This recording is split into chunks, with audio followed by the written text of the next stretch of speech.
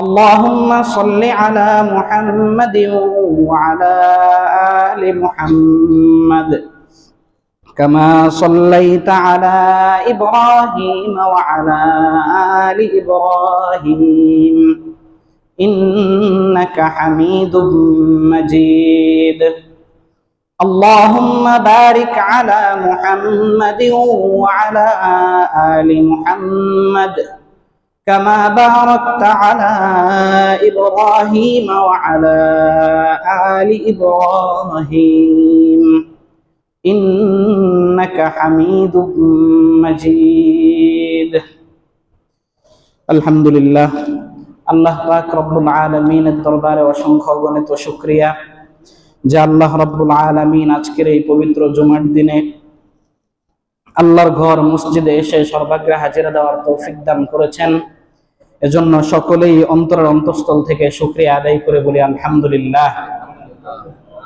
মুহতারাম হাজিরিন, আমাদের মুসলমানদের আরবি বর্ষপঞ্জি হিসাবে, আরবি হিজরি ক্যালেন্ডার হিসাবে আজকে আরবি নববর্ষের সূচনা, অর্থাৎ আরবির প্রথম মাস মুহররম মাসের 1 তারিখ 1447 হিজরি, 1447 হিজরি। এই আরবি নববর্ষ আসলে আমাদের সঠিক ধারণাটা কি হওয়া উচিত এবং নববর্ষের সূচনা কিভাবে হলো, হিজরি সন কিভাবে হলো, মুসলমানদের ঐতিহাসিক কিছু প্রেক্ষাপট, কিছু শিক্ষা সংক্ষিপ্ত আলোকপাত করার চেষ্টা করবো ইনশাআল্লাহ। পৃথিবীতে দুনিয়ার স্বাভাবিক সিস্টেমগুলো পরিচালিত হওয়ার জন্য বিভিন্ন অঞ্চলে বিভিন্ন ধরনের ক্যালেন্ডার থাকে। চায়নাদের আলাদা ক্যালেন্ডার আছে, ইন্ডিয়ায় তাদের আঞ্চলিক কিছু আলাদা ক্যালেন্ডার আছে, বৌদ্ধ পূর্ণিমা পালন করে তাদের আলাদা কিছু ক্যালেন্ডার আছে। আমাদের বাংলাদেশের বাঙালি বঙ্গাব্দ, বৈশাখ জ্যৈষ্ঠ আষাঢ় শ্রাবণ আমরা যে হিসাবগুলি করি আলাদা ক্যালেন্ডার আছে। যদিও আন্তর্জাতিকভাবে খ্রিস্টাব্দ যে হিসাবটা করা হয় এই ক্যালেন্ডারটাই বেশি পরিচিত। হিজরি সন মুসলমানদের যে আলাদা হিজরতের যে ক্যালেন্ডার, এটা কিভাবে আসলো? 1 নম্বর বিষয় হইল নবীজি মুহাম্মদুর রাসূলুল্লাহ সাল্লাল্লাহু আলাইহি ওয়াসাল্লামের যুগে স্থায়ী নিয়মতান্ত্রিক কোনো ক্যালেন্ডার আলাদাভাবে ছিল না। ওনারা বিভিন্ন, বর্তমান পৃথিবীতে যেমন সারা ওয়ার্ল্ডে একটা আলাদা ক্যালেন্ডার চলে, আপনি সেটা আন্তর্জাতিক মানবাধিকার সংস্থা, এরপরে জাতিসংঘ, ওয়াইসি, ইউরোপিয়ান ইউনিয়ন, আরো যত, এমনকি আমাদের অফিস আদালত, ব্যবসা বাণিজ্য, বিমান উড্ডয়ন, ফ্লাইট টাইম মেনটেন করা, যা কিছু আছে আন্তর্জাতিকভাবে স্বীকৃত যে ক্যালেন্ডার, যে বর্ষপঞ্জি, এইভাবে স্বীকৃত কোন বর্ষপঞ্জি নবীজি মুহাম্মদুর রাসূলুল্লাহ সাল্লাল্লাহু আলাইহি সাল্লামের যুগে ছিল না। তো ওনারা সময়ের হিসাবটা কিভাবে করতেন? সুনির্দিষ্ট কোনো ঘটনাকে কেন্দ্র করে ওনারা সময়ের হিসাব করতেন। যেমন মক্কার কাবা শরীফ, বাইতুল্লাহ শরীফ, এটাকে ধ্বংস করে দেওয়ার জন্য একজন জালেম কাফের বেঈমান বাদশা আব্রাহা কাবাকে ধ্বংস করার জন্য হস্তি বাহিনী নিয়ে মক্কা একবার সে আক্রমণ করছে। তো এটা একটা ঐতিহাসিক বড় ঘটনা। তো ওনারা পরবর্তীতে যে কোনো তারিখ যখন সংরক্ষণ করতে চাইতেন তো বলতেন যে ওই ঘটনার এত মাস পরে, অথবা বড় কেউ জন্মগ্রহণ করলো, নবীজি মুহাম্মদুর রাসূলুল্লাহ সাল্লাল্লাহু আলাইহি সাল্লাম জন্মগ্রহণ করেছেন, নবীজির জন্মের 1 বছর পরে বড় কোনো সাইক্লোন, টর্নেডো হয়েছে, তো বলে যে ঘূর্ণিঝড়ের 2 বছর পরে। এরকম বিভিন্ন প্রেক্ষাপট কেন্দ্রিক ক্যালেন্ডার ছিল, এভাবেই চলতে থাকলো। নবীজি মুহাম্মদুর রাসূলুল্লাহ সাল্লাল্লাহু আলাইহি সাল্লামের ইন্তেকালের পর দুনিয়া থেকে উনি যখন স্বাভাবিকভাবে দুনিয়ার স্বাভাবিক যাত্রা যখন শেষ করলেন, আল্লাহর দরবারে যখন চলে গেলেন, খেলাফতের মসনদে অধিষ্ঠিত হলেন হযরত সিদ্দিক আকবর আবু বকর রাদিয়াল্লাহু তাআলা আনহু। উনি প্রায় 2 বছরের মতো রাষ্ট্র পরিচালনা করলেন। হযরত ওমর রাদিয়াল্লাহু তাআলা আনহু ইসলামের দ্বিতীয় খলিফা, আর কি সাহাবীদের বিন্যাস হিসাবে দ্বিতীয় হিসাবে দায়িত্ব নিলেন হযরত ওমর রাদিয়াল্লাহু তাআলা আনহু। ওনার খেলাফত কালে, ওনার সরকারের আমলে ইসলামী সাম্রাজ্যকে আল্লাহ রাব্বুল আলামিন এই পরিমাণ বিস্তৃতি দান করলেন। বর্তমান হিসাবে দেখা গেছে যে হযরত ওমর রাদিয়াল্লাহু তাআলা আনহুর খেলাফতের অধীনে যে অঞ্চলগুলি ছিল 22 লক্ষ বর্গ মাইল। এরিয়া কতটুকু?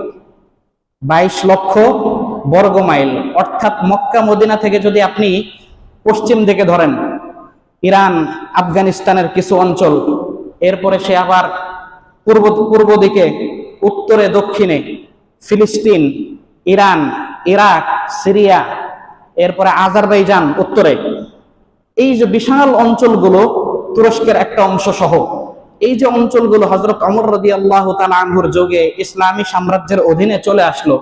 তো খেলাফতটা অনেক বড় বিস্তৃত হয়ে গেল। নেটওয়ার্কের কোনো মাধ্যম ওই যুগে নাই, সামাজিক যোগাযোগ মাধ্যম নেই, টেলিভিশন, রেডিও সেন্টার এগুলি নেই। বিবৃতি দিয়ে পৃথিবীর এই পার থেকে ওই পারে মুহূর্তের মধ্যেই কি খবর পৌঁছানো যায় না। সাম্রাজ্য যখন বিস্তৃত হলো, হযরত ওমর রাদিয়াল্লাহু তাআলা আনহু অর্ধ পৃথিবী, বর্তমান পৃথিবীর আয়তন কত লেখে, জল স্থল ভাগ উভয়টা মিলিয়ে 51 লক্ষ বর্গ মাইল। তো তার মধ্যে 22 লক্ষ বর্গ মাইল যদি ইসলামী সাম্রাজ্যের অধীনে থাকে তাহলে প্রায় অর্ধেক, 25-50 যদি ধরি তাহলে 25 তো অর্ধেক, সেখানে 22 লক্ষ বর্গ মাইল। এই একটা প্রয়োজন দেখা দিল। ইরাকের বসরা অঞ্চলে জলিলুল কদর সাহাবী হযরত আবু মুসা আশআরী রাদিয়াল্লাহু তাআলা আনহু গভর্নর নিযুক্ত হলেন। রাষ্ট্রীয় ফরমান, রাষ্ট্রীয় বিভিন্ন নথিপত্র, কাগজপত্র, রাষ্ট্রীয় বিভিন্ন চিঠি যখন ওনার দরবারে যায়, ডাকযোগে যায়, একটা চিঠি পৌঁছতে সপ্তাহ লেগে যায়, কোনটা পৌঁছতে মাস খানিক লেগে যায়। তো এখন রাষ্ট্রীয় কোনো ফরমান যদি থাকে, রাষ্ট্রীয় যদি প্রজ্ঞাপন জারি করার বিষয় থাকে, তখন দেখা গেছে কি সঠিক কোনো তারিখ এখানে লেখা নাই। চিঠিটা কত তারিখে আসলো বোঝার কোনো সুযোগ নাই। মাস লেখা কথার কথা, শাবান মাস। কোন শাবান? এই বছরের শাবান না তার আগের শাবান? একটা ক্যালেন্ডারের প্রয়োজন হইল। হযরত আবু মুসা আশআরী রাদিয়াল্লাহু তাআলা আনহু, সংক্ষেপ করছি আমি, চিঠি লিখলেন আহদে রিসালাত দরবারে খেলাফতের মধ্যে। হযরত ওমর রাদিয়াল্লাহু তাআলা আনহুর কাছে চিঠি লিখে বললেন যে মুসলমানদের জন্য একটা আলাদা বর্ষপঞ্জি ক্যালেন্ডার হলে কি ভালো হয়। হযরত ওমর রাদিয়াল্লাহু তাআলা আনহু খেলাফতের মসনদে প্রধান সরকার, সিদ্ধান্ত দিয়ে নিজেই যে কোনো একটা কিছু করে ফেলতে পারতেন, কিন্তু উনি কি করলেন? পরামর্শ আহ্বান করলেন। একেবারে রাষ্ট্রীয় অ্যাসেম্বলিতে মিটিং ডেকে ওখানে উনি বড় বড় কিবারে সাহাবায়ে কেরাম, হযরত আলী রাদিয়াল্লাহু তাআলা আনহু, হযরত ওসমান রাদিয়াল্লাহু তাআলা আনহুর মতো বড় বড় সাহাবীদের সমন্বয়ে একটা কি করলেন? পরামর্শ সভার আয়োজন করলেন।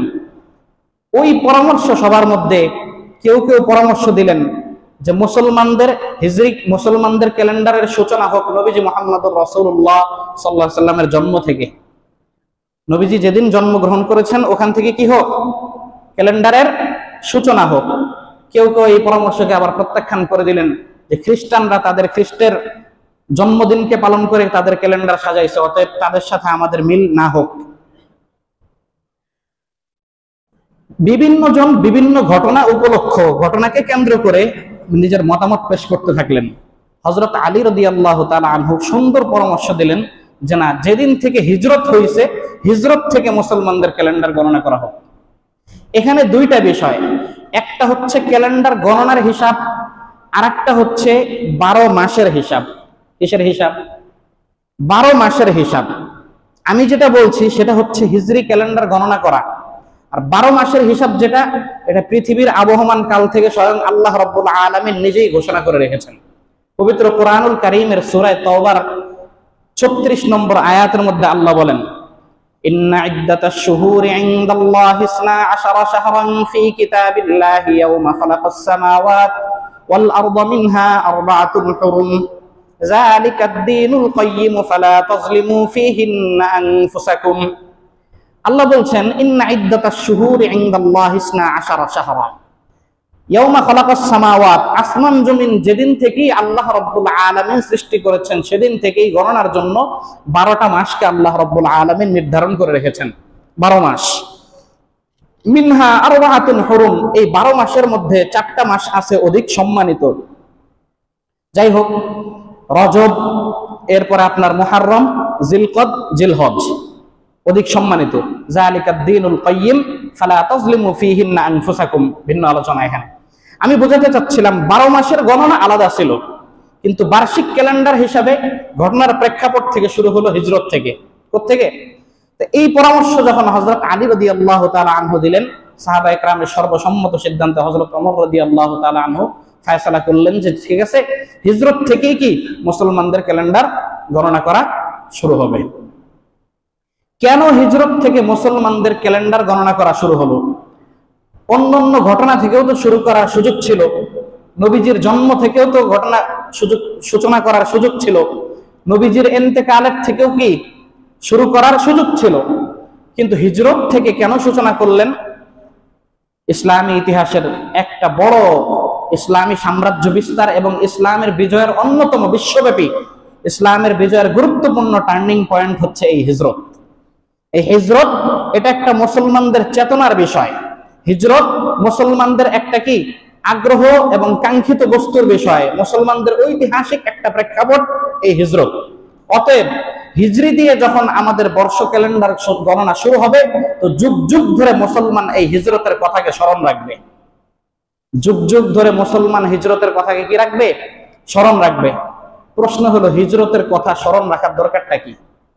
আমাদের মধ্যে হিজরতের সুন্নত, হিজরতের আলোচনা একেবারেই বিদায় নেবার পথে। হিজরত আল্লাহ পাকের একটা বিধান, আমি বিস্তারিত বলছি পরে। প্রেক্ষাপটটা কি হলো হিজরতের? এক নম্বর, নবীজি মুহাম্মদুর রাসূলুল্লাহ সাল্লাল্লাহু আলাইহি ওয়াসাল্লাম হযরত ঈসা আলাইহিস সালাতু ওয়াস সালামের পরে আল্লাহ রাব্বুল আলামিন ধারাবাহিক পৃথিবীতে একটা নবী প্রেরণের গ্যাপ তৈরি হয়ে গেছে প্রায় 500 বছর। আইয়ামে জাহিলিয়াত, শরীয়তের গাইডলাইন, শরীয়তের পথ নির্দেশক, শরীয়তের পথ নির্দেশক, শরীয়তের শিক্ষা দীক্ষা, এগুলির সুন্দর ব্যবস্থাপনা যদি না থাকে, তাহলে মানুষ কি, এই মানুষ আর মানুষ থাকে না, এই সমাজ পশুর সমাজে পরিণত হয়।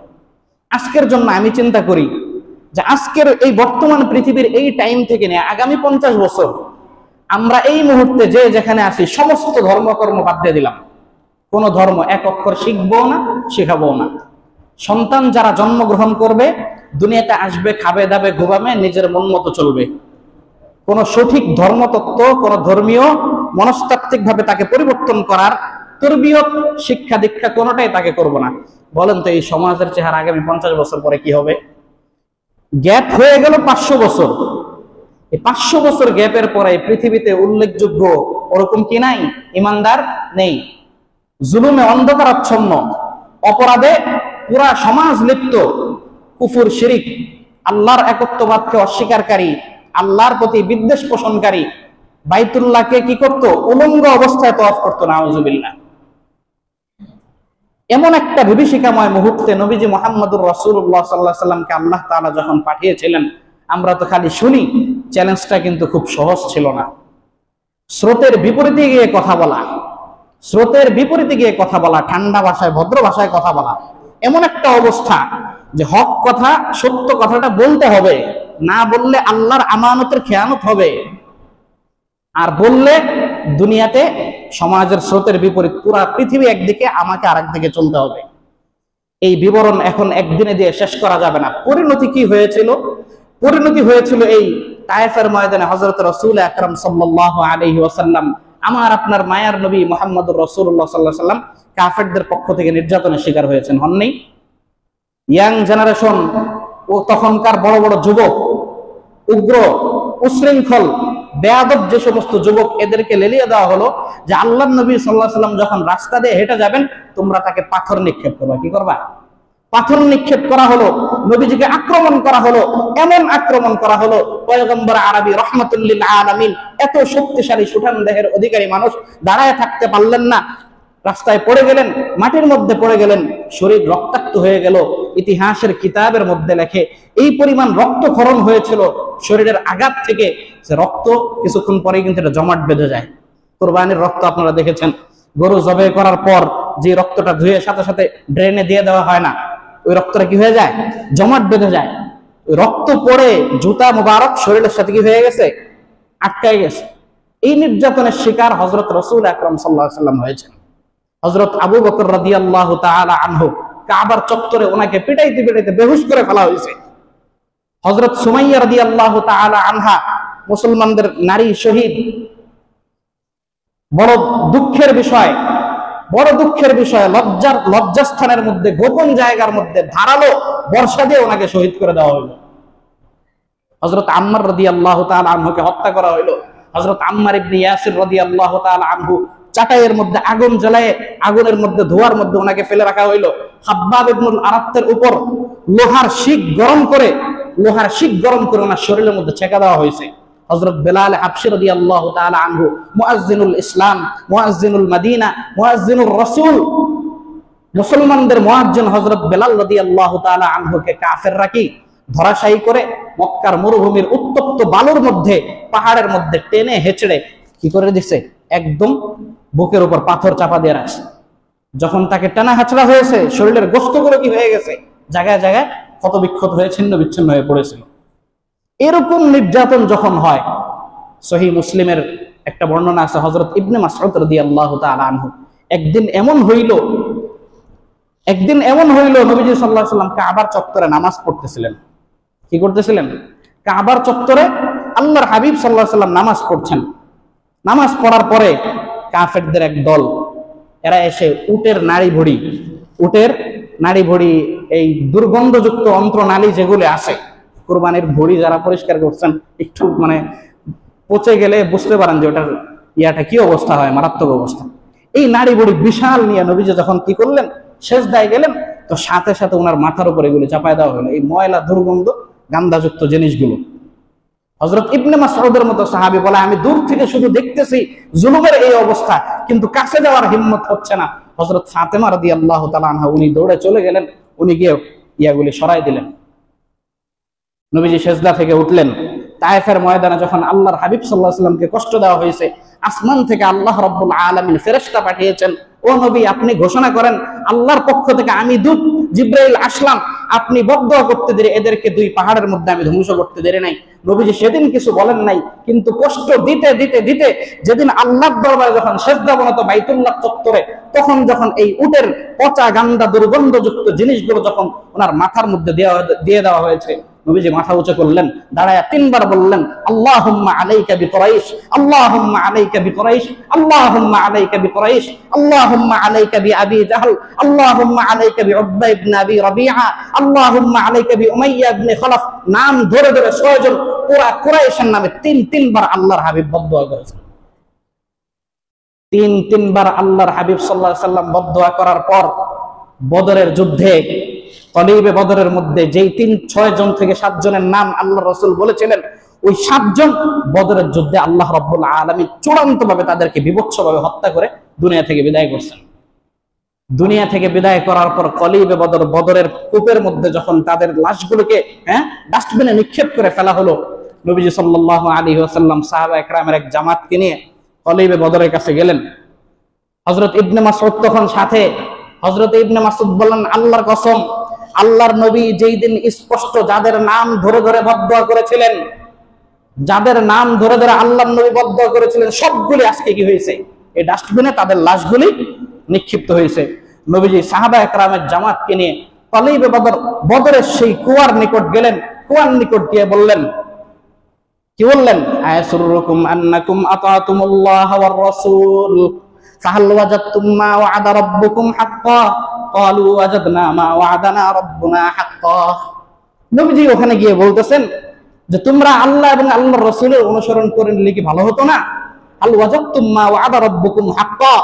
এখন সঠিক যেই প্রতিশ্রুতি, যেই অঙ্গীকার, যেই ওয়াদা আল্লাহর পক্ষ থেকে করা হয়েছিল যে ভালো পথে চলো জান্নাতে যাবা, অন্যায়ের পথ ছাড়ো জান্নাতে যাবা, আর অন্যায়ের পথে যদি থাকো জাহান্নাম তোমাদের ইন্ধন, জাহান্নামের লাকড়িতে তোমরা পরিণত হবে, আল্লাহর এই ওয়াদাকে তোমরা হারে হারে টের পাচ্ছ? ওয়াজাদনা মা ওয়া'আদানা রাব্বুকা হাক্কান। আল্লাহ আমাকে বলেছেন, বান্দা বন্ধু তুমি ধৈর্য ধারণ করো, ও মুসলমান ধৈর্য ধারণ করো, আমরা তো আল্লাহর ওয়াদা পাইছি, তোমরা কি পাইছো? সাহাবা একরাম প্রশ্ন করলেন, হুজুর আপনি কি বলতেছেন এই মৃতদেরকে? নবীজি বললেন, লা আনতুম বিআসমা লিমা আকুলু মিনহুম। আল্লাহর কসম, আমার কথা তোমরা যেমন শুনতেছো এর চেয়ে বেশি তারা শুনতেছে, কিন্তু আজকে তারা কোনো জবাব দিতে পারতেছে না। উদ্দেশ্য ছিল হিজরতের প্রেক্ষাপটটা কি? হিজরতের প্রেক্ষাপট হচ্ছে যখন মুসলমান এমন পর্যায়ের মাজলুম হইল, এরকম জুলুমের শিকার হইল, আল্লাহ রাব্বুল আলামিন তখন কি করছেন? হিজরতের বিধান দিয়েছিলেন।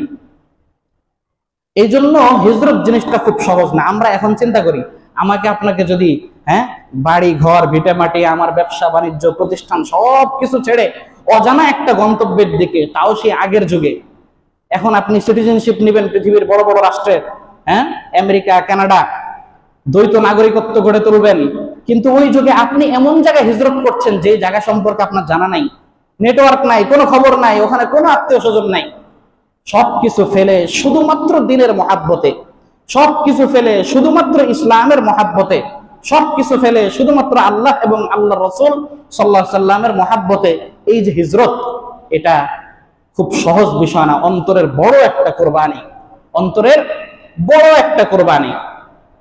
এই হিজরতের আগে মদিনাবাসীদের পক্ষ থেকে 2টা বায়াত আল্লাহ রসুল সাল্লাল্লাহু আলাইহি সাল্লামের হাতে হয়েছিল। প্রথম বায়াতের মধ্যে 6 জন লোক ছিল। ওনারা প্রথমে এসে কি করলেন, আল্লাহর নবীর কাছে এসে বায়াত গ্রহণ করলেন, অঙ্গীকার করলেন হাতে হাত রেখে যে ও নবী, মদিনার দুর্গম গিরিপথের মধ্যে, হ্যাঁ, মক্কার দুর্গম গিরিপথে 6 জন গোপনে আসছে, এসে বললেন যে নবী, কিসের উপর বায়াত? ঈমান বিল্লাহ, আল্লাহকে বিশ্বাস করে নাও, আল্লাহর প্রতি কি এনে নাও? ঈমান এনে নাও। ওয়ালা তুশরিকু বিল্লাহি শাইআ, শিরক করবে না। এরপর জিনা, ব্যভিচার, খারাপ কাজ এগুলি করবে না। এরকম বড় বড় পাপ থেকে নবীজি সাল্লাল্লাহু আলাইহি ওয়াসাল্লামের হাতে ওনারা বায়াত হইলেন। বায়াত হয়ে ওনারা চলে গেলেন। ওনারা চলে যাওয়ার পর, আমি সংক্ষেপ করছি, আবার মেহনত করতে শুরু করলেন। হ্যাঁ, 12 জনের এক জামাত তৈরি হলো। পরবর্তী বছরের মধ্যে 75 জনের এক জামাত, 75 জনের এক জামাত এসে আবার বায়াত গ্রহণ করলো নবীজির দরবারে। নবীজির দরবারে মদিনা থেকে এসে মক্কায় গোপনে আবার বায়াত গ্রহণ করলো। এই বায়াতের চুক্তি, প্রথম বায়াতের চুক্তি ছিল ইবাদত, তাওহীদ, শিরক থেকে দূরে থাকা, বড় বড় গুনাহ থেকে দূরে থাকা। আর দ্বিতীয় বায়াতের মূল ফোকাসটাই ছিল ইসলামী রাষ্ট্র, ইসলামী রাজনীতি, এবং নবীজি সাল্লাল্লাহু আলাইহি সাল্লাম যে মদিনায় যাবেন মুসলমানদেরকে প্রোটোকল দেওয়ার জন্য তারা বদ্ধপরিকর। এই সমস্ত বিষয়ে বায়াত হইল।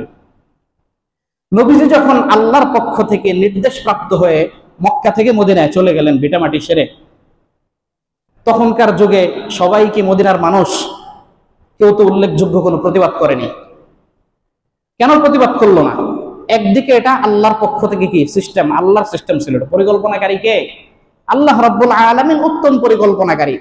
আরেকটা বড় কারণ হচ্ছে, মদিনায় ইসলাম ধর্মের আগে যেই ধর্মগুলি প্রচলিত ছিল তার মধ্যে ইহুদি ধর্মটা সবচেয়ে বেশি ছিল। ইহুদি ধর্ম এখন এটার মেয়াদ শেষ, এক্সপায়ার্ড ডেট। এই ইহুদি ধর্ম তো একসময় ঠিক ছিল। তাদের ধর্মগ্রন্থের মধ্যে তারা ঠিকই দেখেছে যে শেষ যুগে একজন নবী মুহাম্মদুর রাসূলুল্লাহ সাল্লাল্লাহু আলাইহি সাল্লাম আগমন করবেন, তোমরা তার নিকট গিয়ে ঈমান আনবে এবং তার মিল্লাতের উপর মৃত্যু পর্যন্ত থাকবে, কিয়ামত পর্যন্ত। ইহুদিদের পূর্বের, যেহেতু তারা কোন এক ধর্মের অনুসারী ছিল, নাস্তিক ছিল না, তো সুনির্দিষ্ট কোন একটা ধর্মের অনুসারী হওয়ার কারণে তাদের অনেকেই কি তাদের পূর্বের ধর্মগ্রন্থ থেকে এই সিগন্যাল অলরেডি পেয়ে গেছে যে একজন নবী কি আমাদের মধ্যে আসবেন। নবীজি মুহাম্মদুর রাসূলুল্লাহ সাল্লাল্লাহু আলাইহি সাল্লাম কি মদিনায় গেলেন। মদিনায় গিয়ে এরপরে ধাপে ধাপে মদিনার মধ্যে কি হইল? ইসলামী ইমারত, ইসলামী খেলাফত, ইসলামী রাষ্ট্র সরকার ব্যবস্থা কি হয়ে গেল? প্রতিষ্ঠিত হয়ে গেল। এইদিকে এই যে মূল হিজরতটা হইলো, এই হিজরতেও আরো 5 বছর আগে আরেকটা ঝটিকা হিজরত হয়েছিল, সংক্ষিপ্ত আরেকটা হিজরত। এটা হচ্ছে নবীজি মুহাম্মদুর রাসূলুল্লাহ সাল্লাল্লাহু আলাইহি সাল্লাম সাহাবায়ে কেরামের এক জামাতকে কোথায় পাঠিয়েছিলেন? ইথিওপিয়া, হাবশা। ওখানে পাঠানোর পর ওই বাদশা কি ছিল? ফাইন্না ফীকুম মালিকুন লা ইয়াজলিম। ওখানে এমন একজন কি আছে, বাদশা আছে, যে বাদশা কি করে না, কারোর উপর জুলুম করে না, ন্যায়পরায়ণ বাদশা। এই সার্টিফিকেট আল্লাহর হাবিব সাল্লাল্লাহু আলাইহি সাল্লাম দিয়ে দিলেন। এক জামাতকে নবীজি ওখানে পাঠাইলেন।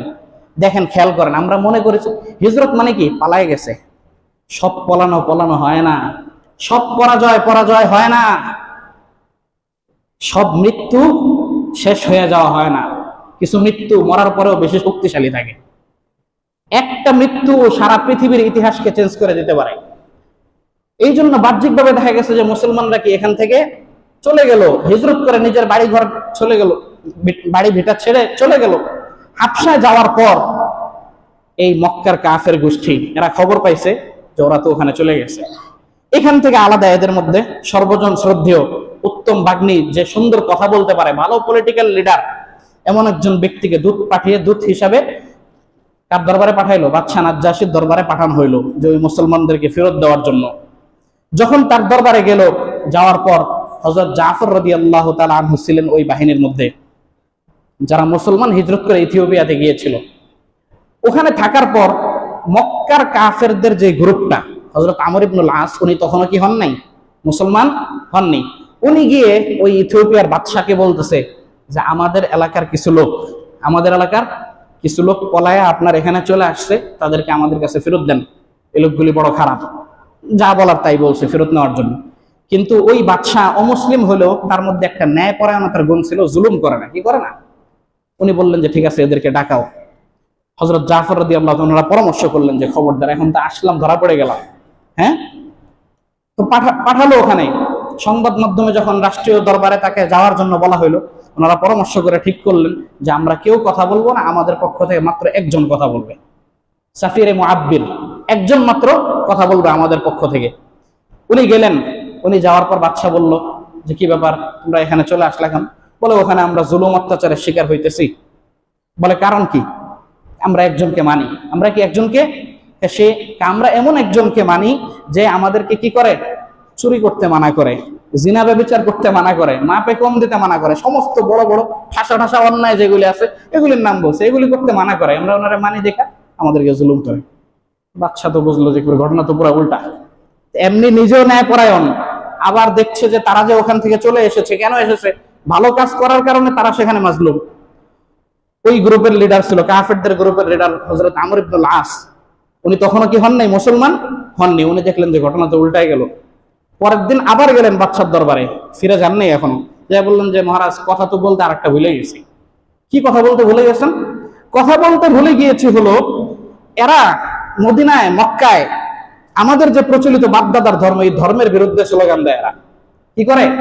ধর্মের বিরুদ্ধে আওয়াজ তোলে, নতুন এক ধর্মের আবির্ভাব ঘটছে। আপনি তো খ্রিস্টান, এরা আপনার রাষ্ট্রের মধ্যে আপনার ধর্ম নিয়ে টানাটানি শুরু করবে। আবার চিন্তা করছেন কেমন চালাকি করছে, এমন অভিযোগ আনছে। এবার বাদশা আবার ডাকাইলেন যে কি ঘটনা, তোমরা নাকি এরকম ভিন্ন এক ধর্মের কথা বলো, ঠিক আছে? তো বলে যে ভিন্ন ধর্মের কথা আর কি বলবো, কি তোমাদের ধর্মের বার্তাটা কি? উনি তো খ্রিস্টান, তা আমার ধর্ম সম্পর্কে তোমাদের মতবাদ কি বলো। বাদশা যখন বলল আমার ধর্ম সম্পর্কে তোমাদের মতবাদ কি, হযরত জাফর রাদিয়াল্লাহু তাআলা আনহু উনি বললেন যে আপনার ধর্ম সম্পর্কে আমার কোনো মতবাদ নেই, আল্লাহর কোরআন যা বলা হয়েছে তাই। উনি তখন কোরআনের সূরা মারইয়ামের আয়াত তেলাওয়াত শুরু করলেন। ক্বালা ইন্নী আবদুল্লাহি আতানিয়াল কিতাবা ওয়া জাআলানি নাবিয়্যা ওয়া জাআলানি মুবারাকান আইনামা কুনতু আওসানি বিস-সালাতি ওয়াজ-যাকাতি মা দুমতু হাইয়্যা। হযরত ঈসা আলাইহিস সালাতু ওয়াস সালাম সম্পর্কে আল্লাহ পাক কোরআনে কিছু বিবরণ বলেছেন। তাকাল্লামা ফিল মাহদি সাবিয়্যা, শৈশবেই কি আল্লাহ রাব্বুল আলামিন ওনাকে কথা বলার একটা অলৌকিক ঘটনা ঘটাইছিলেন। এই ঈসা আলাইহিস সালাতু ওয়াস সালামের বিভিন্ন গুণ, অলৌকিক কথা যখন কোরআন থেকে বর্ণনা করা শুরু করছে, তো অলরেডি বাদশার দিলের মধ্যে কি শুরু হয়ে গেছে? কোরআনের টান শুরু হয়ে গেছে। কোরআনের টান যখন শুরু হয়ে গেছে, এবার বাদশা মুসলমান হয়ে গেছে। বাদশা কি হয়ে গেল? বাদশা যখন মুসলমান হইল, হঠাৎ করে সমাজে কত হিন্দু খ্রিস্টান, তারা কি কোরআনের আয়াত শোনে না? মসজিদে আল্লাহু আকবার আযান শোনে না? কয়জনে হঠাৎ হঠাৎ মুসলমান হয়? মাঝে মাঝে হয়, সচরাচর হয়? সচরাচর তো হয় না। তাহলে এই বাদশা একটা কোরআনের আয়াত শুনে এভাবে মুসলমান হয়ে গেল। হিসাব তো আল্লাহর কাছে। হিসাব কি? পরিকল্পনাকারী কে? আল্লাহ রাব্বুল আলামিন। বাহ্যিকভাবে দেখা গেছে যে হিজরত করে গেছে, কিন্তু আল্লাহ তো ভিন্ন পরিকল্পনা করেছেন। বাদশা মুসলমান হয়ে গেল। মুসলমান হওয়ার পর পুরা রাষ্ট্রের মধ্যে এবার বিদ্রোহ শুরু হয়ে গেল। এবার বাদশা কি করলেন? বললেন যে জাফর রাদিয়াল্লাহু আনহুকে যে এই বিদ্রোহের মধ্যে যদি আমি পরাজয় বরণ করি, সবগুলি আপনারা শেষ করবে, কারণ আপনাদের কারণে আজকে এই সমস্যার সৃষ্টি হয়েছে। অতএব এই বিদ্রোহের মধ্যে আপনারা যদি সেফ এক্সিট আপনাদের জন্য করে দিতে পারে, আলাদা কিছু নৌকা রাখলেন, ওগুলি দিয়ে যেন ওনারা চলে যায়। যাই হোক, ইতিহাসের কিতাবের মধ্যে লেখে সর্বশেষ ওই বাদশা ওই বিদ্রোহের মধ্যে কি করছেন? জয়লাভ করছেন। ইসলামী সাম্রাজ্য বিস্তার হয়েছে। নবীজি মুহাম্মদুর রাসূলুল্লাহ সাল্লাল্লাহু আলাইহি সাল্লাম ওইদিকে হিজরত হইল, মদিনায় ইসলামী রাষ্ট্র গঠন হয়ে গেল। নবীজির পরে আবু বকর রাদিয়াল্লাহু তাআলা রাষ্ট্র পরিচালনা করলেন। হযরত ওমর রাদিয়াল্লাহু আনহু রাষ্ট্র পরিচালনার সময় বললাম অর্ধ পৃথিবীতে ইসলামী সাম্রাজ্যের অধীন হয়ে গেল। এরপরে ইতিহাসের কিতাবের মধ্যে দেখবেন ১৬ লক্ষাধিক সাহাবা একরাম জামাত আল্লাহর হাবিব সাল্লাল্লাহু আলাইহি ওয়াসাল্লাম। পুরা মক্কা মদিনা যদি আপনি চিরুনি অভিযান দেন, পুরা মক্কা মদিনা বাটি চালান দিলে কি পাওয়া যাবে? ১০,০০০-এর মতো সাহাবীর কবর পাওয়া যাবে। বাকি সমস্ত সাহাবা একরাম গেল কোথায়? প্রাইভেট কারের যুগ না, রকেটের যুগ না, বিমানের যুগ না। সমস্ত সাহাবা একরাম পৃথিবীর পদে পদে ছড়িয়ে ছিটিয়ে গেছেন ইসলামকে কি করার জন্য? প্রচার প্রসার করার জন্য। ওনাদের সেই কুরবানির বদৌলতেই আজকে আমরা এই মুসলমানদের এই জামাত। কাফেরদের নির্যাতনের নিষ্টিম রোলারে যদি হ্যাঁ, নির্যাতনের স্টিম রোলারে যদি মুসলমানদের সেই 313 সংখ্যা, বদরের যুদ্ধে মুসলমানদের যে মাত্র 313 জন সহায় সম্বল, নবীজি আল্লাহর দরবারে বারবার দোয়া করতেছেন, আল্লাহুম্মা ইন তুহলাক হাযিহিল ইসাবাতা ফালা তুহবাত ফিল আরদ। আমার সারা জিন্দেগীর এই মেহনত 313 জন, আজকে এরা যদি পরাজয় বরণ করে, তাহলে জমিনে আপনার আর ইবাদত করা হবে না, আপনার আর ইবাদত করা হবে না। আল্লাহ রাব্বুল আলামিন কবুল করলেন, ইসলাম বিজয়ী আদর্শ রূপে কি হয়ে গেল, প্রতিষ্ঠিত হয়ে গেল। কালের পরিবর্তনে আমরা আবার কি আমাদের সেই ঐতিহ্য হারিয়ে ফেলেছি, সেই ঐতিহ্যগুলোকে আমরা আবার হারিয়ে ফেলেছি। এই জন্য হিজরত থেকে আমাদের সবচেয়ে বড় যে শিক্ষাটা নিতে হবে, সেটা হলো দ্বীনের জন্য হ্যাঁ নিজের জান মাল সবকিছু কোরবানি করার মন মানসিকতা লালন করা, ইসলামের জন্য নিজের জান মাল সবকিছু কোরবানি করার মন মানসিকতা লালন করা, আত্মত্যাগ করার মন মানসিকতা লালন করা। এইটা হচ্ছে হিজরতের বড় শিক্ষা। এই শিক্ষা যদি আমরা নিতে পারি, তাহলে আল্লাহ রাব্বুল আলামিন আজকের পৃথিবীতেও আমাদেরকে আবার পৃথিবীর পরাশক্তি হিসাবে কবুল করবেন, মুসলমান মাথা উঁচু করে আবার দাঁড়াবে ইনশাআল্লাহ। এই জন্য দেখেন, হানাফি আইন শাস্ত্র, ইসলামী আইন শাস্ত্রের মৌলিক কথা এটা, হিজরত 3 প্রকার, হিজরতের 2টা ভাগ, তার মধ্যে একটা ভাগ হলো 3 প্রকার। বলতেছি আমি, 1 নম্বর ভাগ হচ্ছে কোন রাষ্ট্রের মধ্যে, কোন অঞ্চলের মধ্যে যদি ইসলামের মৌলিক বিধিবিধান, নামাজ, রোজা, হজ, যাকাত, ইসলামী শিক্ষা, এগুলি যদি করতে নিষেধ করা হয়, একজন মানুষ পর্দা করবে, হিজাব, এটা তার শরঈ অধিকার, তাকে যদি পর্দা করতে কি না দেওয়া হয়, রাষ্ট্রীয়ভাবে করার অনুমতি তাকে না দেওয়া হয়, এবং কুফর, শিরক, হ্যাঁ বেঈমানি, বিভিন্ন ঈমান বিধ্বংসীমূলক কর্মকাণ্ডে যদি কাউকে বাধ্য করা হয়, আর আপনি যদি প্রতিরোধ ব্যবস্থা গড়ে তোলার মতো আপনার হিম্মত না থাকে, তখন ইসলামের বিধান হচ্ছে হিজরত তার উপর ওয়াজিব হয়ে যায়, ওই এলাকা থেকে হিজরত করে অন্য এলাকায় চলে যেতে হয়। এই ব্যাপারে কোরআনের সূরা নিসার স্পষ্ট আয়াত, হ্যাঁ, আলাম তাকুন আরদুল্লাহি ওয়াসিআতান ফাতুহাজিরু ফিহা ফাউলাইকা মাওয়াহুম জাহান্নাম। কবরে যাওয়ার পর আল্লাহ যখন বলবেন যে তোমাদের কি অবস্থা, যারা বলে কুন্না মুস্তাদআফিনা ফিল আরদ, আমরা তো আমাদের রাষ্ট্রের মধ্যে বড় মাজলুম ছিলাম, ধর্মকর্ম ভালোভাবে পালন করতে পারিনি, আল্লাহ বলবেন কোনো লাভ হবে না, কারণ আল্লাহর জমিনটাকে 2 হাত জায়গা ছিল, বিশাল বড় প্রশস্ত, অতএব হিজরত করতে হবে। এটা এক। হিজরতের 2 নম্বর বিধান, হিজরতের 2 নম্বর বিধান হচ্ছে যদি কোনো এলাকার মধ্যে মুসলমানদের ধর্মকর্ম স্বাভাবিকভাবে কি করে পালন করতে দেয়, তাহলে কি হিজরত করার, কিন্তু আপনি কি করতে পারেন না, মৌলিক ইসলামী বিধিবিধানের মধ্যে কি করে না, বাধা দেয় না, কিন্তু ইসলামী অন্যান্য আরো বিভিন্ন কৃষ্টি কালচার, ইসলামিক কোনো বড় ধরনের কাজ, এগুলিতে বাধা দেয়। নামাজ, রোজা, হজ, যাকাতের মধ্যে সমস্যা করে না, কিন্তু সমাজটা খারাপ, এমত অবস্থায় হিজরত করা এটা মুস্তাহাব। আর যদি আপনি এখানে থেকে প্রতিরোধ করতে পারেন, এই সমাজটাকে আরো ভালো করতে চান, তাহলে এটা আরো ভালো। আর অন্যায়ের জন্য কোন জায়গায় যাওয়া, যে এই দেশে বেশি অপকর্ম করতে পারে না, ওই দেশে গেলে ওখানে ফ্রি মিক্সিং ভালো চলে, নাউজুবিল্লাহ, ওখানে বিবাহ বহির্ভূত সম্পর্ক নিয়ে সমাজে চলা যায়, নাউজুবিল্লাহ, এই উদ্দেশ্যে যদি কেউ হিজরত করে, তাহলে এটা হবে হারাম। এই হিজরতের 1 ভাগের 3টা প্রকার। আর সবচেয়ে আমাদের বাংলাদেশে আমরা এখানে স্বাধীনভাবে আমাদের মৌলিক ধর্মকর্ম পালন করতে পারছি, এই জন্য আমাদের কিসের দরকার নেই, ওরকম সরাসরি ওয়াজিব হিজরত আমাদের উপর জরুরি না। আমাদের এখন করণীয় হচ্ছে ধর্মকর্ম ঠিকমতো পালন করা, আর যতটুকু অনইসলামিক কার্যকলাপ আমাদের মধ্যে রয়ে গেছে, সংস্কারের ভূমিকায় অবতীর্ণ হয়ে সেই অনইসলামিক কার্যকলাপগুলিকে শেষ করে আল্লাহর কোরআনের বিধানকে সমুন্নত করা। সহিহ বুখারীর প্রথম হাদিসের মধ্যে হিজরতের প্রথম কথা যেটা বলে দেওয়া হয়েছে, ফামান হাজারা ইলাল্লাহি ওয়া রাসূলিহি ফাহিজরাতুহু ইলাল্লাহি ওয়া রাসূলিহি। হিজরতের 1 নম্বর অর্থ আল হাজার মা নাহাল্লাহু আনহু, আল্লাহ তাআলা যা কিছু নিষেধ করে দিয়েছেন ওই সমস্ত কিছু থেকে বিরত থাকাই হিজরতের কথা। আল্লাহ রাব্বুল আলামিন কি করেছেন, মদ পানকে হারাম করে দিয়েছেন, তো মদ পান থেকে বিরত থাকা এটাই হিজরত। আল্লাহ রাব্বুল আলামিন সুদ ঘুষকে হারাম করে দিয়েছেন, তো সুদ ঘুষ থেকে বিরত থাকা এটাই হিজরতের শিক্ষা। সমাজের যত ধরনের অপকর্ম আছে, এই সমস্ত জিনিস থেকে যদি আমরা কি হই, বিরত হই, তাহলে মুসলমানদের প্রকৃত হিজরি সন, হিজরত থেকে যে মুসলমানদের যে চেতনার কথা, যেই চেতনার দিকে খেয়াল করে সাহাবায়ে কেরামের জামাত এই হিজরি সনের প্রবর্তন চালু করলেন, এই শিক্ষা যদি আমরা বক্ষে ধারণ করতে পারি, তাহলে মুসলমান মুহতারাম হাজরিন, সাহাবায়ে কেরামের সেই সিদ্ধান্ত এবং আমাদের আজকের এই জুমার আলোচনা সার্থক হবে। আল্লাহ রাব্বুল আলামিন আমরা যা কিছু শুনলাম কথাগুলোর উপর আমল করার তৌফিক দান করুন, আমিন। ওয়া আখিরু দাওয়ানা আলহামদুলিল্লাহি রাব্বিল আলামিন।